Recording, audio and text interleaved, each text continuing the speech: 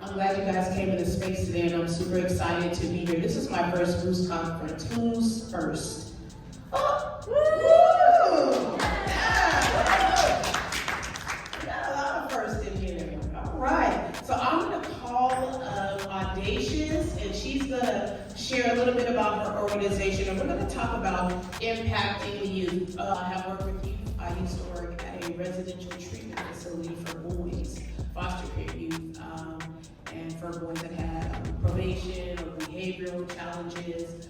So I love working with youth. I love mentoring youth, and so I'm excited to have a conversation. And if Elizabeth, if you can bring the microphone up here, I'm gonna have a conversation with Audacious. She's gonna introduce herself. So y'all give it up for Audacious. And just share a little bit about who you are and what you do. How's it going? I'm Audacious Wilson. I am from the Bay Area. I am here with Girls Inc. of the Island City. I've been working in youth development and education for over 20 years. I started, right out of college, out of undergrad, with Girls Inc. Memphis, so it's kind of a full circle moment for me.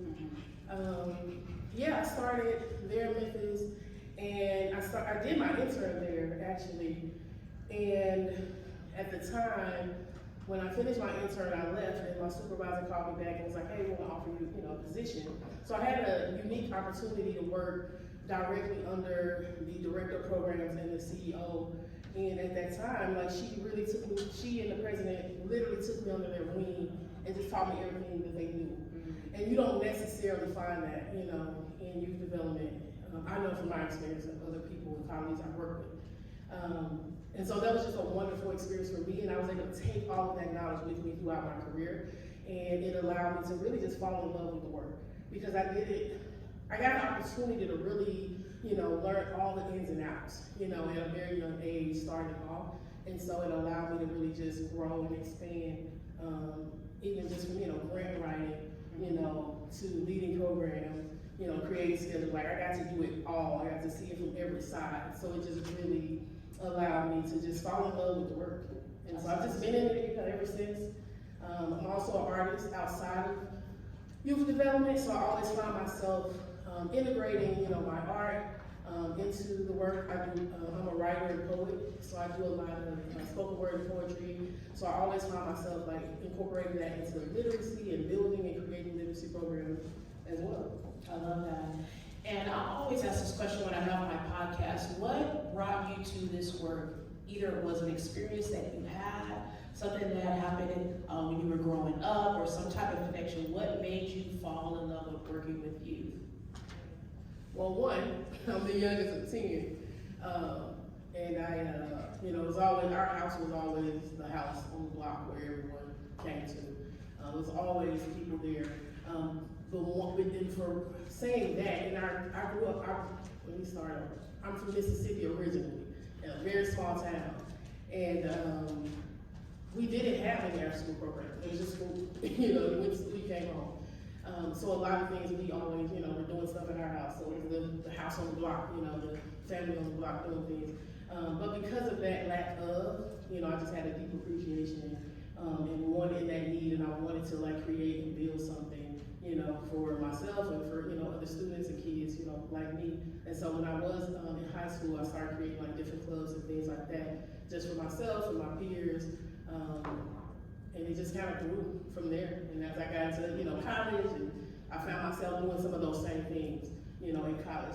Even though we had clubs and organizations on campus, I found myself creating other outlets and avenues and building upon organizations. And so from there, it just continued to grow, Have any of you guys ever had that experience before in your life where what you're doing now showed up when you were younger? Some of the things that you were loving or you're passionate about has shown up as an adult. So tell us, what does Girls Inc. do? So Girls Inc., we are a nonprofit organization that works on empowering girls to be strong, smart, and bold.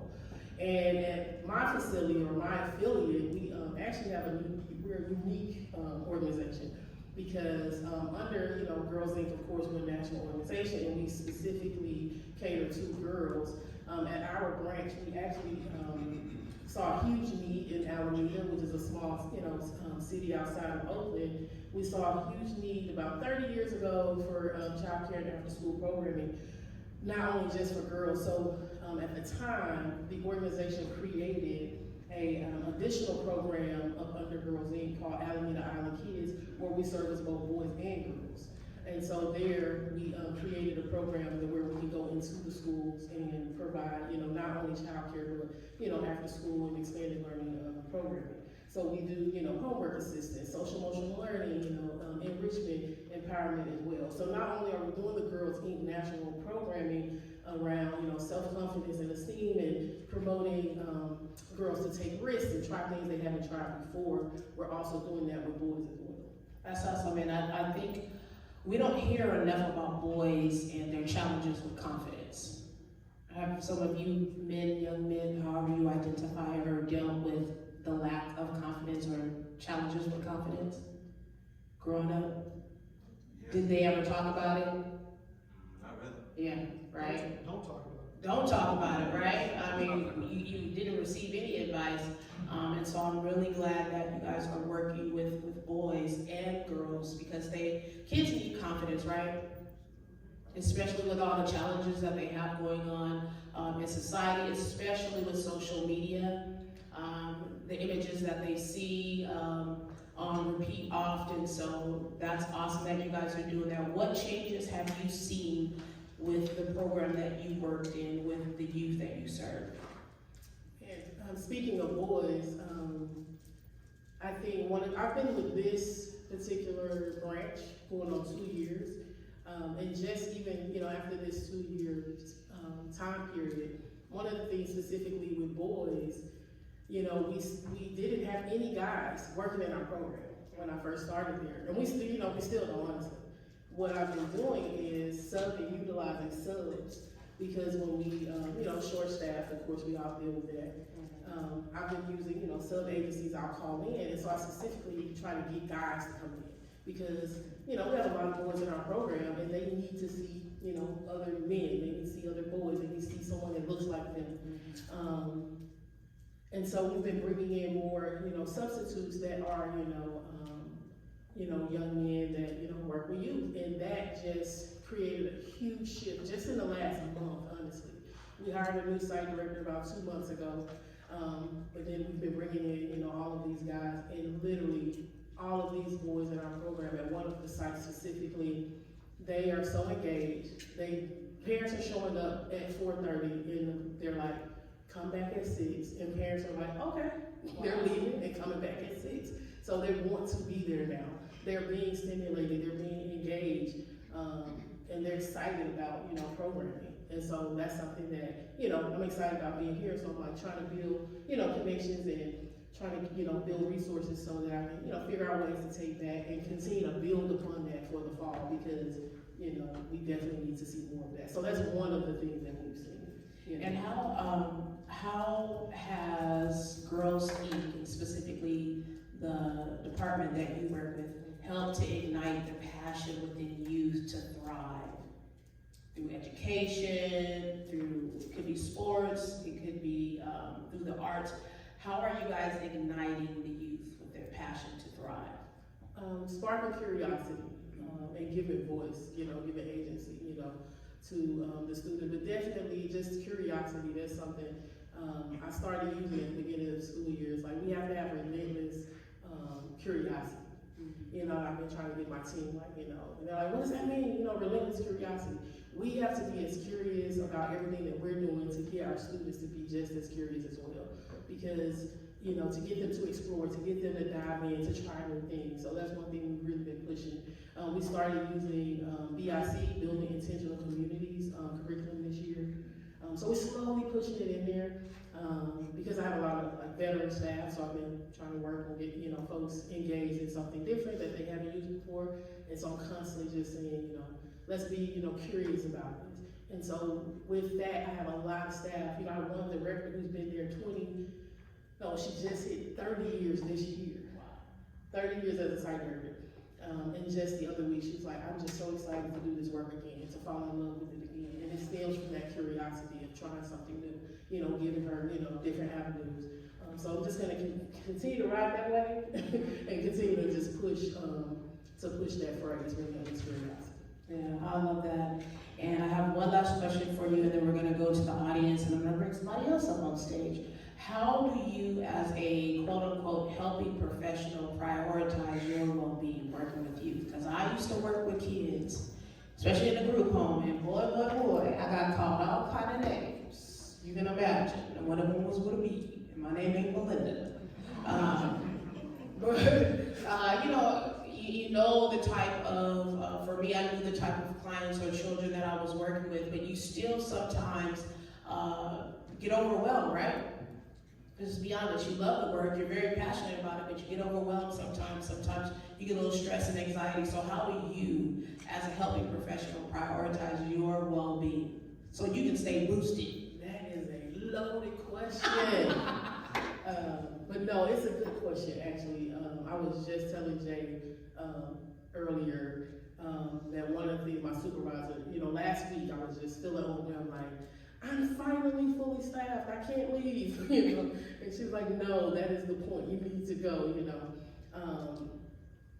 But one of the things, because I, you know, like I said, I've been there 2 years, and when I started, you know, short staff, you know, working with veteran staff who are curious about the change, but also, you know, a little resistant and pushback because change can be scary.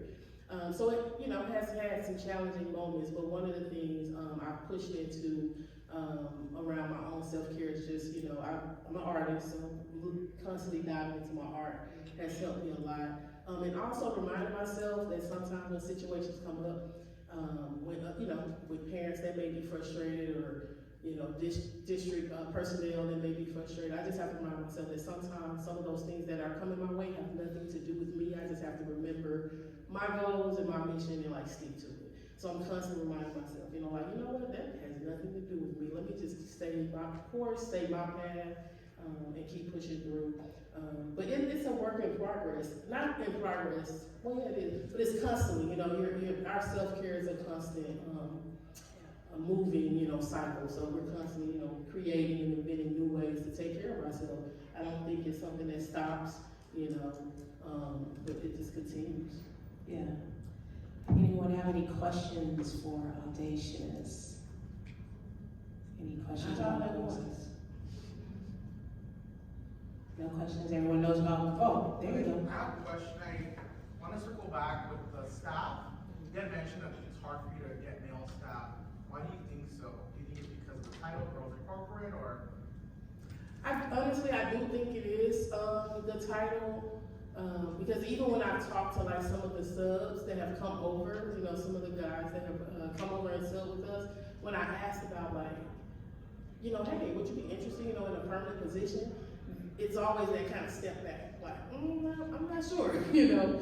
And so, because we've hired other, you know, folks from the subbing agency, and they've been like perfect fits for the organization. But I think it does have something to do with the title, and I think it's just because it's never been done there specifically. I've noticed because I've worked not only at the Girls Inc. in Alameda, I've also worked at the Girls Inc. Oakland, and like I said, I started in the Girls Inc. in Memphis. But even at the Girls Inc. in Oakland, my time there, I was there 7 years, and I think we only hired like 3 guys, and I was there for 7 years. So I think it definitely the title. I think it's something that we haven't necessarily like prioritized to like really make sure during that, you know, hiring process and interview process that we really, you know, seek out. So that's something that I'm like really trying to like figure out, like, how do we shift this? You know, because we have so many, like one of my programs, it's like 80% boys, you know, at one of my site locations. You know, so, and they're, you know, they're busy, you know, and we need folks who like are gonna run with them. Not saying, you know, no shade at all to my, you know, other staff, you know, like everyone's keeping up with the kids, but it makes a difference when, you know, they can see themselves in the, you know, in the youth leaders that are working with them. Thank you. Yeah, you're welcome. Thank you for the question. Anyone else have a question for Audacious? Well, thank you, Audacious, so much. Let's give it up for her. My name is Paul Miller. 26 years been working at Edina Public Schools in Minnesota. Wow. Yeah. Wow. And what do you do with the public school? I supervise, so I have so I'll set up kind of what our school looks like. We have 6 elementary schools, 2 middle schools, and after school at each elementary school we have roughly 150 kids at each school, so we have about 900 kids program wide. And so I supervise one of the schools, and so 150 kids after school every day.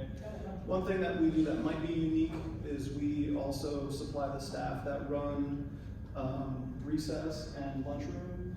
So we have staff that work full-time, staff that are there all day connecting with the kids during lunch and recess, and then we have all those kids after school, which is fun. We also have a lot of enrichment classes. So for example, the choir teacher has kids after school and she does a choir, and then the gym teacher does enrichment classes. So we have a lot of students. Well, how important do you feel are enrichment classes in schools? They're really important because it gives kids a lot. So we have a lot of Spanish, we have a lot of STEM, and we have a lot of theater. So they have a lot of options. So just after school, just with classes alone, they can get that specific, thing that they want. Mm-hmm. And then whatever we offer, with our after-school program, we offer a lot of other activities. We have weekly themes, so it changes a lot, and it keeps the program kind of vibrant. I love that. I know sometimes in schools they take away certain programs that kids really love, and it's important for us to be able to provide different activities for youth, even outside of school, like organizations like Girls Inc. or some of the organizations that you guys work with. How important is having a mentor for youth while they're in school? So important. So important. I guess one thing that my philosophy, and again, 26 years of working with kids, and I started when I was 18, so I've really grown up. This is my job. This has been well over half of my life has been doing this. And one thing that I've just totally understood about kids is they need love. And that love that they feel from an adult is life-changing, right? And it only needs to be one person in the school. I mean, we have on staff, we have 25 staff after school that I supervise. And that's the message that I give to my staff every day. Love the kid. Yeah. Because that love that they feel from an adult is paramount. It is very, very paramount. Yeah, that's so true, and I'm sure you guys have seen that as well. It's like some of you are like surrogate parents to some of these kids, right? They look to you for support. They look to you for guidance, and kids or youth can tell when you don't want to be here. Mm-hmm. Like you're just doing this for the money. I experienced that a lot in the group home. They're like, you don't want to be here. You're just here for a check. But they can honestly tell, like from your soul, that you love the work that you do and you honestly love them. And that's what we need more of. We need more educators, more administrators that actually love the kids. And for some of us, and let's just keep it a 100 or real, like your time may be up. It might be time for you to evolve to another, industry or something. Because I'm sure you've seen that, right? Yeah, I'll tell a story. Tell a story. I was just sitting there. We did a homework zone, so kids could come in and do their homework. Mm-hmm. And a girl came up to me, middle school girl, and was like, "Hey, Paul, can you reread my project for me? I've got to turn it in." So she opened up the laptop, and it said, "Hey, Paul, this is not a project. I am experiencing a ton of issues at home. Mm-hmm. My parents are fighting. I feel like it's my fault. I don't know what to do. And you are a trusted person in my life that I know that I can come to." Well, I talked to the parents. Yeah. Said, "Hey, this is what your child is telling me. I want you to know that this is going on." And long story short, this kid I see still all the time. She's an adult now, getting married, living it's fun to see her in the neighborhood, right? And just knowing that just that moment for her to have that trust in me is worth it. It's just worth all the work that we do, worth all the kids that are screaming and getting upset and all that stuff that we have to go through, because again, it comes down to being there for the kids. Yeah. And we don't know what they're experiencing at home if they don't tell us. Exactly. So it's important for us to kind of like remove remove your emotions.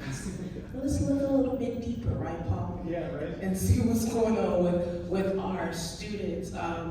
So with your students, how important is it for you as an educator to instill in your students to make an impact in their community? It's a heavy one. Yeah, it is a heavy one, especially with the community that I work in. The community is an extremely affluent community where they're pushing college, pushing, you know, it's really difficult. And what happens a lot are that's not their passion. For example, my own son who went through the Edina schools, he got to high school and he's not a college kid, he's an artist.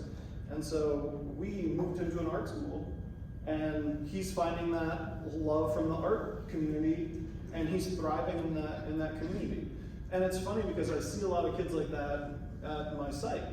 And so those are kids that I want to connect with, and I want my staff to connect with, and know that, hey, it's not just about what your community is pushing, right? It's about, oh, you like this, try that. You like this, try that. Because it's a very, I don't know, the community is very deep-rooted, it's very wealthy, it's right outside of Minneapolis, and so that is intimidating to a lot of staff that come in, and there's a lot of kids too that just kind of have that entitlement. Yeah. And so it's trying to help them see like a bigger picture outside of their bubble of that specific suburb. It's like there's a whole world outside of here. Exactly. And that's one thing that was fun in the summers. We would take trips. All right, we're going to downtown Minneapolis. We're going to go see this area because this is not what you see on a daily basis. Wow. Some parents are like, wait, you took them where? I got to see the world. How do you keep your staff encouraged? We have a really good group of staff. And part of it is going back to my philosophy is lead with love. And I want the kids to feel that, but I really want my staff to feel that too. And my job has kind of shifted as I've gotten older, where I've been working hands-on with the kids for so much, but now I'm really focusing on the staff. And so a lot of fun stuff that we do with our staff. When they come in, we have like kind of the question of the day, and we just debate it. You know, we get mad at each other and we debate it fiercely, and it kind of builds cohesion within the group. And we have a fun, eclectic group of people. You know, we have a couple of older ladies who are grandmas to us, and one of them is British, so that's amazing. So we have great British influence coming in. And then we have a lot of high schoolers that come.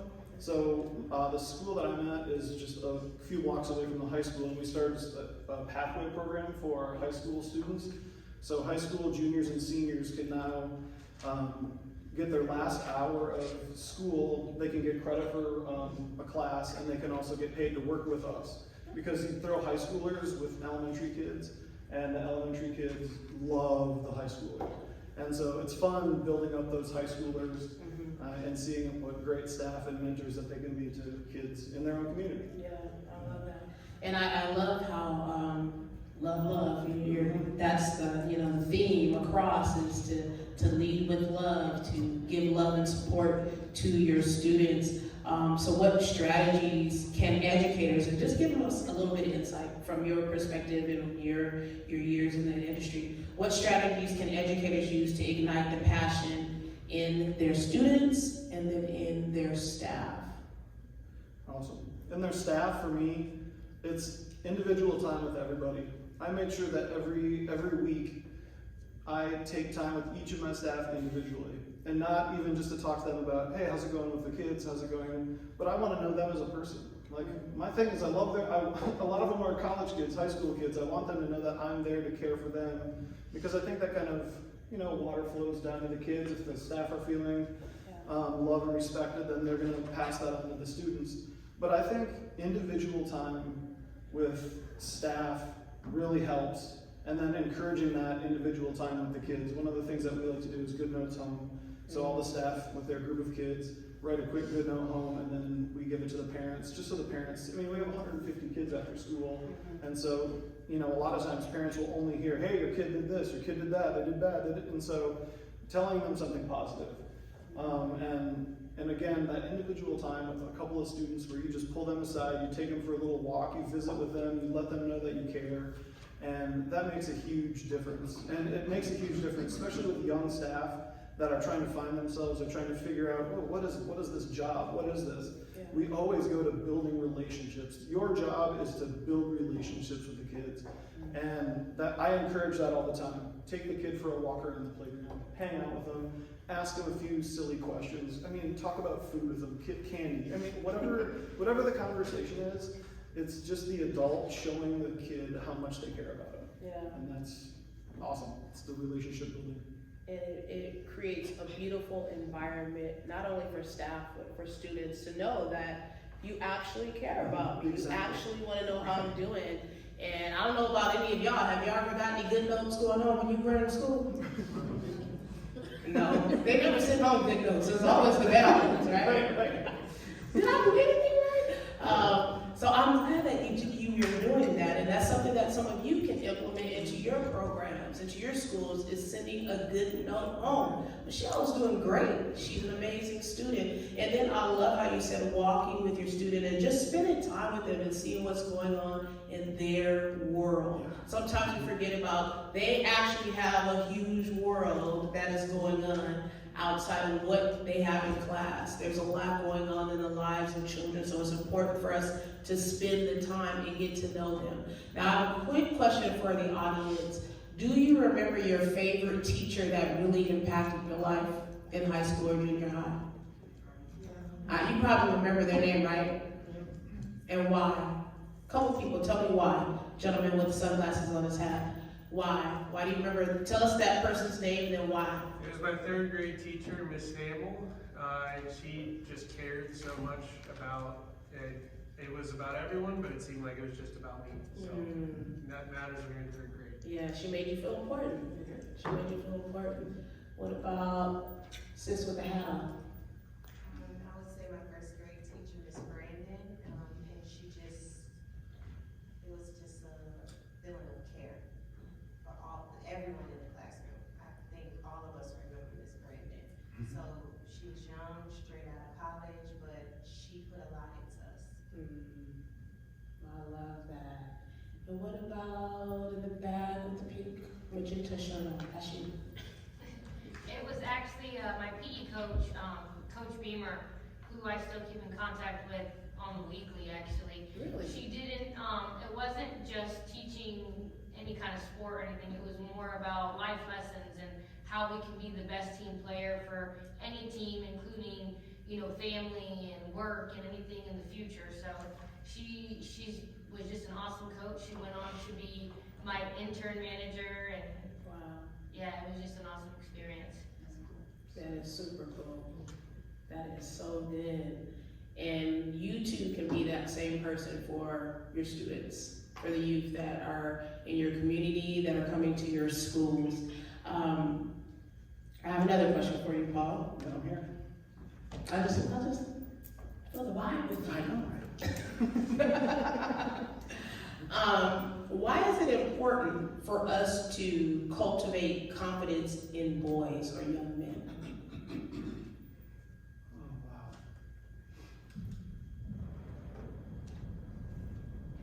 Because, I even yelled out, don't talk about it, right? When, I don't know, I'm gonna use the word toxic masculinity, but, that's real, right? And so a lot of kids, some of the role models that, me as an adult or as a young boy would see were, it was, you don't talk about your feelings, you don't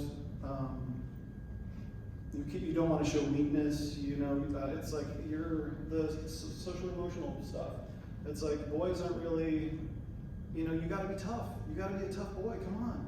You gotta play football, you gotta play sports. You can't show that, something is wrong or that you're vulnerable. Don't show that you're vulnerable. Are you kidding me? People are gonna take advantage of you.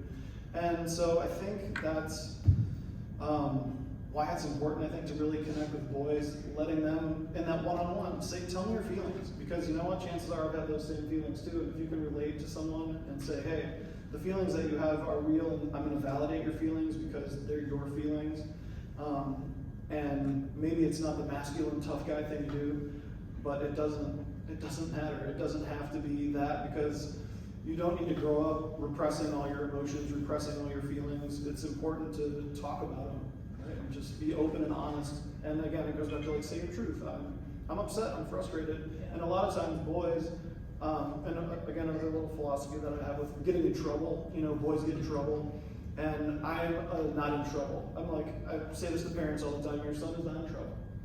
We want to use this as a learning experience, right? Everything is a learning experience, and it's the evolution of a little kid who is trying to find out what they are, trying to find their place. And if they're a kid who loves to play sports, like my daughter is a great soccer player, she too has that like tough mentality, but she also has like that loving, caring side.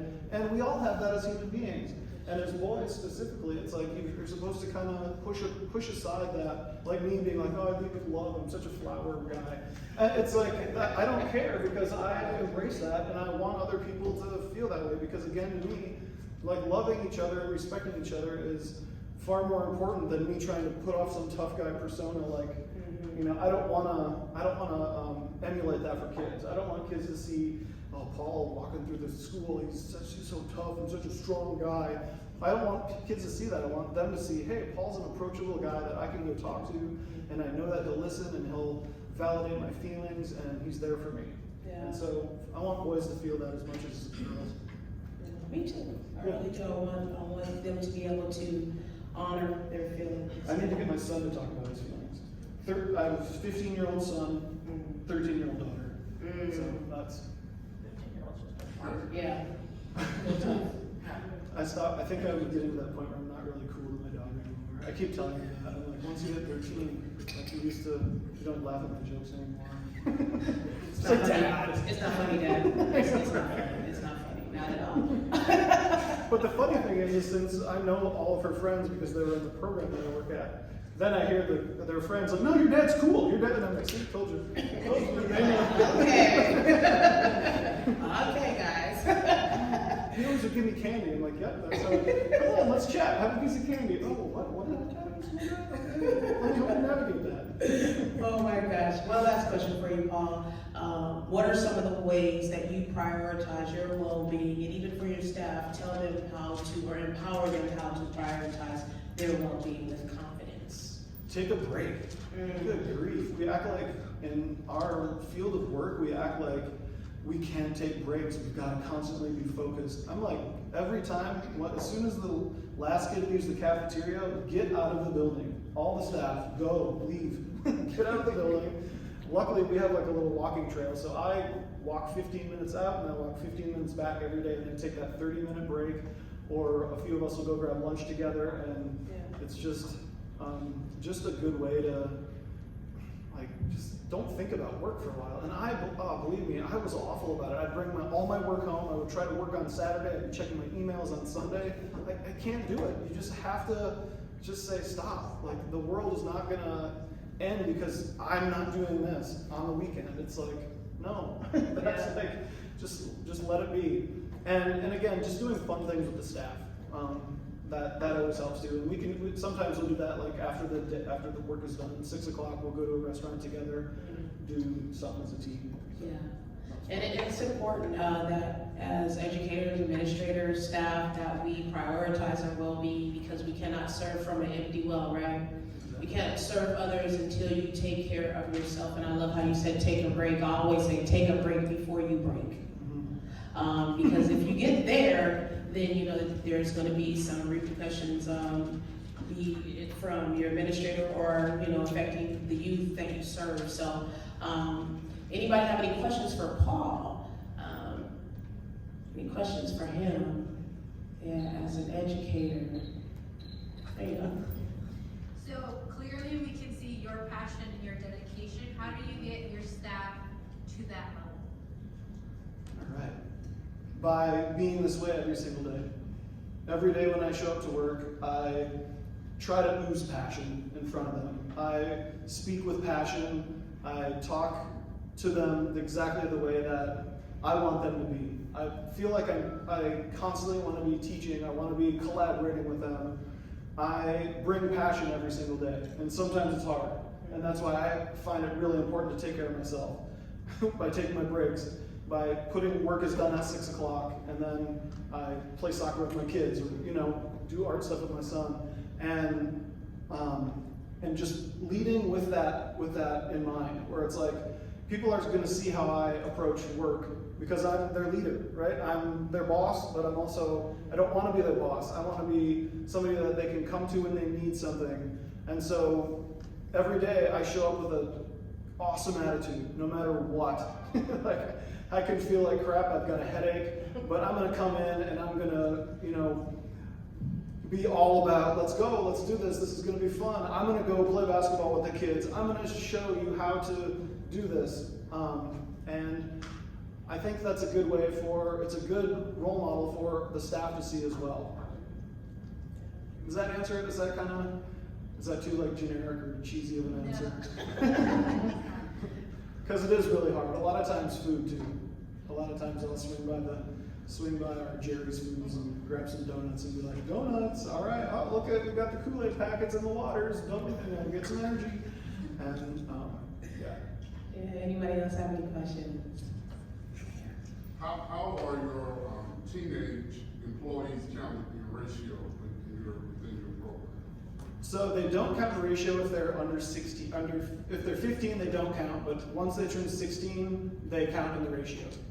And so, like a 15-year-old is usually just the second staff in the room. In fact, at the beginning of the year, we had two 15-year-olds. One just turned 16, and she said that she was more excited about being able to supervise a room by herself than get her driver's license. So we're like, all right, here's the gym. Here's 60 kids. Have at it. You're fucking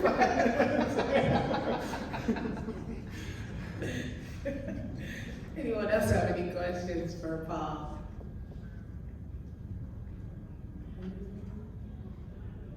I think. I can have a question. There you go. So I see that we're embedding our high school students. What does our professional development look like to be able to supervise 60 kids?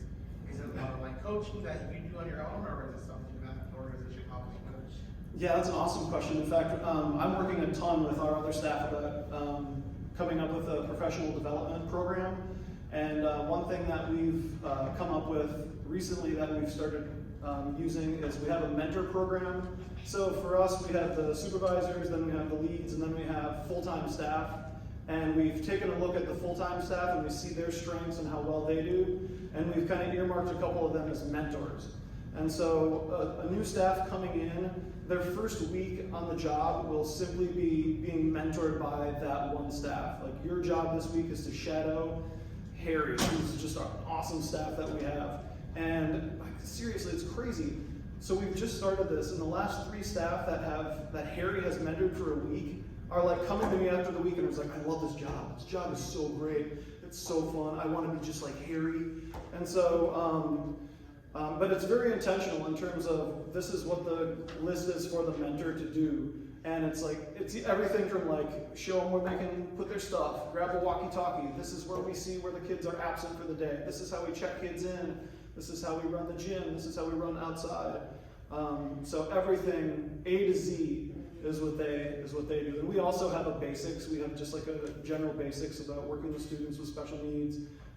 It's stuff like that we also go over with them. Like also the logistical DHS certification stuff, like with the where to go if there's a fire alarm, all that kind of stuff. We have to go over with them too. And we have it like in a professional development document where we've got to do that too. If you are interested in any of seeing what we have, I can gladly share it because we have a pretty good professional development. And we have to go through DHS certification, so they come and like check our program and make sure all of our medication is all up to date and all that good stuff too. So we have a pretty good process for that. Thank you. Yeah. I just want to commend you on that opportunity for Harry, because so many times we see Harry and we're like, yes, Harry's amazing, let's make them a supervisor. Mm-hmm. Maybe they're not meant to be a supervisor, but maybe giving them an opportunity to then still be recognized as an amazing staff member, but support creating more Harrys is a better role than lifting somebody up and seeing them maybe not always succeed because that wasn't what they're meant to do. And so that's awesome. I just think that's amazing. And again, once you get into like the supervisor role or like the lead role that we call it at our program, there's other stuff that's not always the youth developing, youth building, and that's what Harry's amazing at. Harry will have a hard time doing a Google Doc, but when it comes to like getting the kids to do whatever, they'll follow him off a cliff, which I hope they don't, but like, they would. It's like, they'll follow him into a creek, because I'm at Creek Valley, so there's a nice creek, and so, they'll follow him into the creek. So we're creating new opportunities for staff. Yeah, I love that. We're gonna be wrapping up really soon, but once again, you guys know, you've been here for almost an hour with me, that I'm a very engaging podcast host. And I want to know if 3 people can share their why. Why do you do what you do? Why do you work where you work?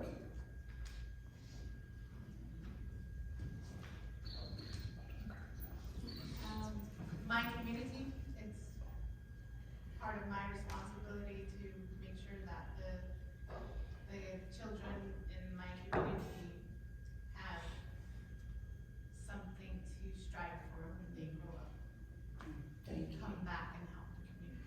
For your community. What about you? I am a product of after school. So the job that I currently work at, I was a student there. And I would not have gone to college, I would not have been as successful as I am if it wasn't for them. So for me, it's very important to pay it back and keep building that momentum. Okay, so keep building and community. One more person. I'll go. Kind of same thing, community. I work in the inner city, South LA, so we have a lot of like troubled youth. We have a lot of kids that deal with behavior issues, and just the 2 years that I've been at my company, we've seen a lot of instructors that'll start that same day and then on their lunch break they never come back. So if everybody does that in my community, then who's gonna take care of our kids? Like, our kids need the opportunity to make mistakes, and I feel like because where we come from, that we're already labeled with mistakes and they don't get that second chance. So I try to just bring them something different. I try to let all my kids know, like, it's okay to be angry. I was an angry kid too, but it's not okay to take your anger out on yourself or other people, because when you're angry, you're just messing yourself up, really. That's true. So I do it for the inner city. Yeah, so care, community, building community, and you had your hand raised. I did. I would say my why is definitely cultivating a safe space, emotionally and physically, but I think also inspiration, just inspiring the kids to, one, be exposed to different opportunities, different perspectives. I know he mentioned like his son really likes art, so providing a space where they get to not only spend time with their friends, find an adult that they can confide in, but they're exposed to so many perspectives and programs that we offer that might spark an interest in something else other than the typical, again, college. Yeah. It could be entrepreneurship, it could be art, it could be STEM, so anything that they might not have thought or experienced within their norm, we give them that opportunity to say, look at this, like this could be something that you like as well. So I think it's inspiring them to look further than just their small little community or their city. There's so much more to do, so I think that's what my why is. I love that. So inspiration, inspire youth, build community, show them who they really are, and then also to go back and create spaces and things for your community to thrive in. It's important for us to make sure we are building up the youth that we are serving on a daily basis. We're at the Boost Conference. We're here to boost their self-esteem, boost their confidence, and boost their self-belief in them. I don't know if any of you guys seen the movie The Help before, right? With Viola Davis. And she said to the little girl, you was smart, you was kind, you was important. You was smart, you was kind, you was important. We need to speak life into the youth that we serve. We really do, because trust and believe that you are the one that's going to be the person when they become 25, 30 years old. Oh, I remember Mr. So-and-so, I remember Mrs. So-and-so. She really impacted my life.